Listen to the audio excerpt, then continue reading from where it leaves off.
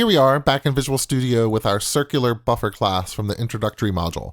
It's a nice class to work with now that we've figured out how to use generic type parameters. I add a parameter t to this class, and now I can use t throughout the rest of the class definition. It's like I'm building a class with placeholders that will be filled in later. I have a template with these placeholders that need some data to populate it at runtime. We need to know what t is. T is that placeholder. And that's what happens in the main program when I create a circular buffer of double.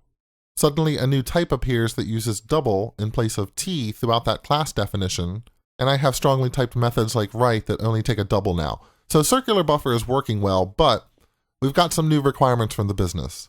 They want this program to behave a little bit differently. There are some scenarios where they do not want any information to be lost. So if we receive gigabytes of data from a user, we need to buffer gigabytes of data. And since the circular buffer is designed to throw data away once it reaches some capacity, this means we need a new type of buffer. We still need the circular buffer for some configurations. Perhaps the user gets to decide if they will sacrifice data loss for performance. So we'll keep the circular buffer around, but we need yet another buffer. And it's in these types of situations where the business and the application require some flexibility, where we usually try to avoid coding against a concrete class, like circular buffer of t.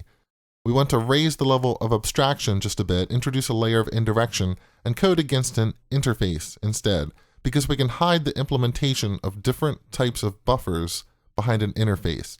And if I pass an interface to the other pieces of the application that need a buffer, like in this simple application that's just the methods process buffer and process input, then I can swap out different buffer implementations behind the scenes without the other pieces of the application even knowing that.